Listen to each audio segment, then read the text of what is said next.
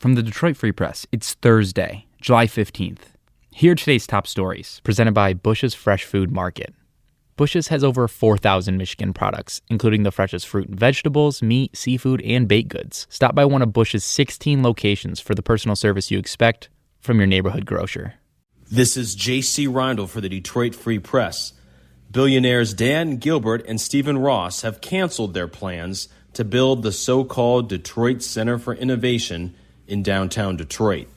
The center was supposed to be built on the site of Wayne County's failed jail project off Gratiot Avenue. It was announced back in fall 2019, and the plan was to turn it over to the University of Michigan for graduate school education in high-tech fields. But nothing's happened since then. Stephen Ross said he still intends to build the Innovation Center, just somewhere else in the city with a bigger site. Ross said in early 2020, before the pandemic, that he would donate $100 million for the center.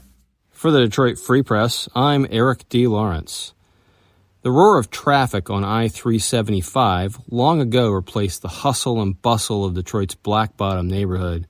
But time hasn't dulled the memories for those in the city's African-American community who fondly remember the neighborhood and Hastings Street, the commercial corridor that also traveled through Paradise Valley. Only a few blocks on the north side of I-94 remain today of Hastings Street, one of the casualties of the urban renewal and highway building that decimated Detroit's African-American community decades ago. Similar projects that targeted black and immigrant communities were carried out in cities across the country as well. The Michigan Department of Transportation is now considering replacing the aging I-375, which opened in 1964, with a street-level boulevard. That effort has prompted activists to demand that something be done to acknowledge the displacement of an entire community. Better access to capital for those whose families would have been affected by the projects and creation of a community center are a couple of the suggestions. The destruction of Hastings Street and neighborhoods like Black Bottom and Paradise Valley had repercussions that continue to this day, according to Detroit historian Jamon Jordan. Quote, Black folks had a chance to be major developers in downtown Detroit, and they didn't fail in that because of their own lack of skill or their own lack of business savvy. They were forced out. This is Brian McCollum, music writer with the Detroit Free Press. Arts Beats and Eats, a longtime fixture on the September calendar, has confirmed it's headed back to Royal Oak 1 year after canceling amid the pandemic. Attendees can expect the regular attractions, including 200-plus music acts, dozens of area restaurants and food trucks, family entertainment, and a juried art show. But there's one big new twist this year. For the first time in Arts Beats and Eats history, patrons will buy food and drinks with cash and credit as they go. The festival is ditching its longtime voucher system, which required fans to buy tickets that were then used for purchases. The ticket system was a longtime thorn in the side for many attendees, who said they disliked the additional lines, the confusing math, and the unredeemed tickets they were stuck with.